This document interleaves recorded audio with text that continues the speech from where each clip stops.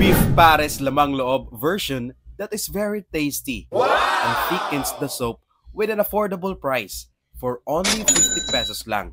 And surely, you will get full at solve na solve ang gutom mo dito.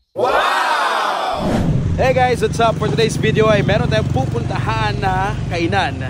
At alam kong paborito niyo ito. Kaya let's go! We hurriedly went to Gina's Parisan. And suddenly, when we are near approaching dito sa Parisan, oh my God! The rain started pouring. But di tayo magpapatala sa ulan. Andito na tayo eh. Gina's Parisan is located dito sa may boundary ng Municipality of RTR and the City of Cabadbaran. At nasa gilid lang sila ng daan, kung saan makikita mo dito ang structure na merong welcome and come again. And also, nasa tabi lang sila ng palayan.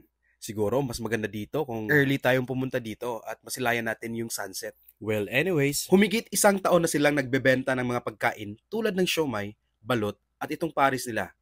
Usually, mga customers nila dito ay mga residente mula sa bayan ng RTR, neighboring barangay at syempre mga biyahero. Dahil nasa highway lang ito ng daan, madali mo lang ito makikita. Ito ay isang mobile food cart na nilagyan ng stove upang mapanatili ang init ng pares nila. Ang dami talagang paraan para makapagnegosyo. Ayos! For only 50 pesos, meron ka ng isang mainit na bowl ng beef pares at isang mixed rice ng white at red. Kahit hindi ito garlic rice, ayos lang. Solve na solve pa rin ang gutom natin. At syempre, di mawawala ang mga do-it-yourself na pangsahog para dagdag lasa at sarap ng pares. Tulad ng kalamansi, chili garlic na sakto lang ang anghang at malasado. Syempre, itong black pepper at ang onion spring. Ayos talaga. Tara, kainan na. Let's go! Let's eat. Kuya, muli nga vlog kay may sagol ng in English word or two. Bitaw mga kahanutoy, ayos ug approve gyud ang lasa sa ilang beef pares dire. Lami kayo. Laman loob ang version nila dire ah. Actually, nakahuna ko nga ako na lang pakyawon tanan, pero maikog manggug ko kay daghan pa manggug gusto mamalit. Bang wala na lang ako gipakyaw.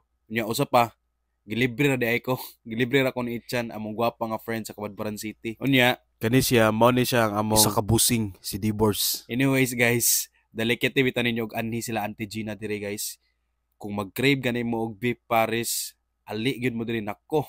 All goods good. Wag tang imong kagutom ug panuhot. Matilawan nimo ni na. Basin di na ka mangitag pares nga kanang bitang panghabang buhay basing beef pares imong ipangita babs.